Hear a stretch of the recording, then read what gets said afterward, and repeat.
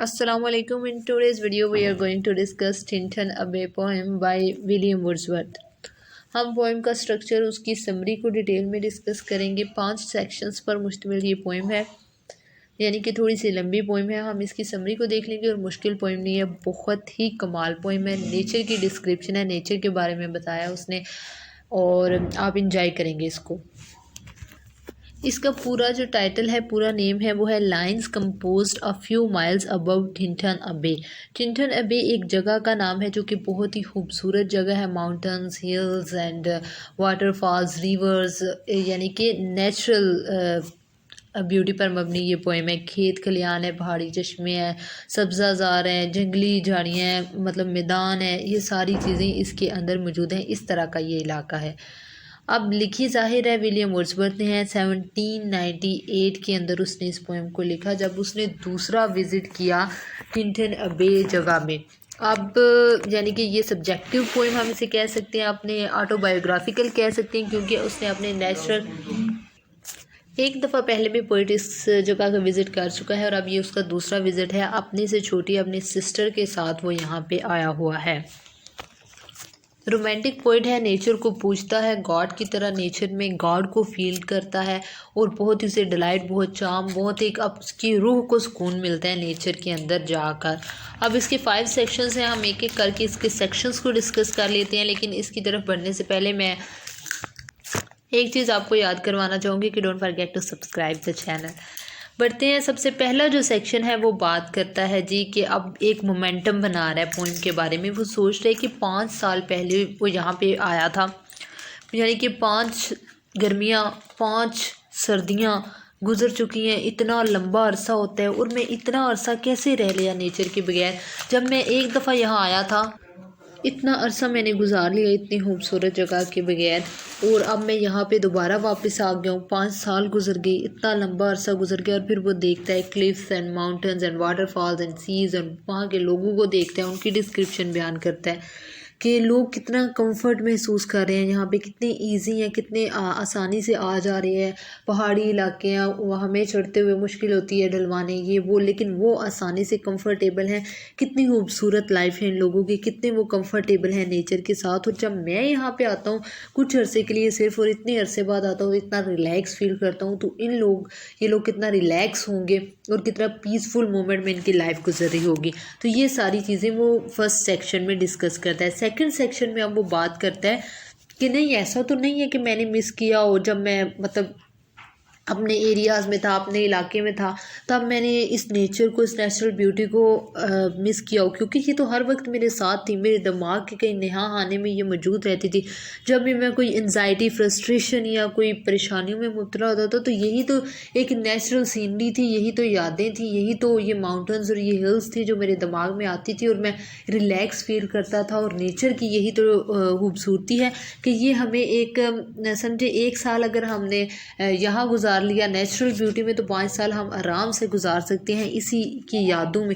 तो ऐसा तो नहीं है कि मैंने मिस किया हो, मैं तो हर लम्हा ये मेरे साथ ही होती थी यादें, और हमेशा मैं इनमें गुजारता रहा। यानी कि इसने नेचर को इतना ब्यूटीफुली डिपिक्ट किया। उसने अपनी इमेजिनेटिव जो उसकी अप्रोच है उसको भी इसके अंदर डिस्कस करते हुए एक बड़ी अच्छी और एक बड़ी थॉट प्रोवोकिंग पॉइंट हमारे सामने प्रेजेंट की है।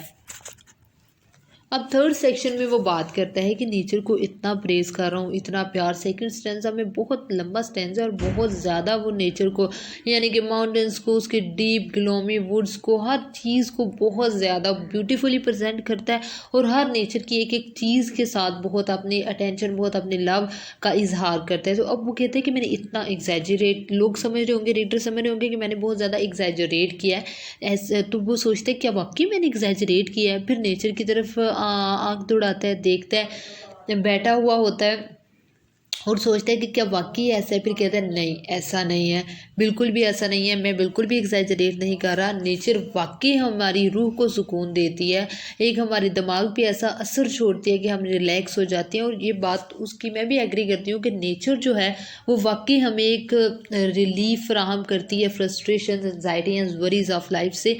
और गॉड के भी करीब लेके जाती है। एक जो स्पिरिचुअल एलिमेंट होता है उसको हमारे अंदर उभारती है कि जब इंसान देखता है कि इतनी प्यारी दुनिया है जब, तो उसको बनाने वाला कितना प्यारा होगा, या उसने ये जो तख्लीक की है तो वाकई देयर इज़ अ गॉड, जो एथीस्ट वगैरह या बाकी जो फ़लसफ़े है। तो इसके मुझे लगता है कि नेचर को देख के भी एक वाकई स्पिरिचुअल जो एलिमेंट है वो अंदर इंसान के मज़ीद तक़वियत पाता है। अब जो फोर्थ स्टैंज़ा है उसके अंदर वो बात करता है अपने चाइल्डहुड में चला जा रहा है। अब विलियम वर्ड्सवर्थ हो और वो चाइल्डहुड की बात ना करे, वो अपने पास्ट को याद ना करे, ये तो हो नहीं सकता। उसने अपनी तकरीबन हर पोइम में अपना पास्ट को याद किया, अपने चाइल्डहुड मोमेंट्स मेमोरीज़ को उसने याद किया। तो उसमें कहता है अपनी जो बॉयज़ डेज़ की मेमोरीज़ हैं उनको याद करता है, फील्ड्स में वो जो घूमता था और जितने खूबसूरत उसके दिन थे उनको वो याद करता है। और फिर वो कहता है कि नहीं, मैं सैड नहीं हूँ क्योंकि मैं अब भी बहुत अच्छी जगह पे बैठा हुआ हूँ और ये भी मोमेंट्स जो हैं वो मैं उनको एंजॉय कर रहा हूँ, लेकिन मुझे अपना पास्ट भी याद आता है।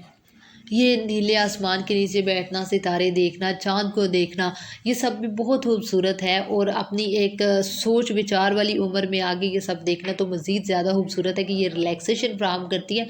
लेकिन चाइल्डहुड की अपनी मेमोरीज़ हैं और उनका अपना एक चार्म है।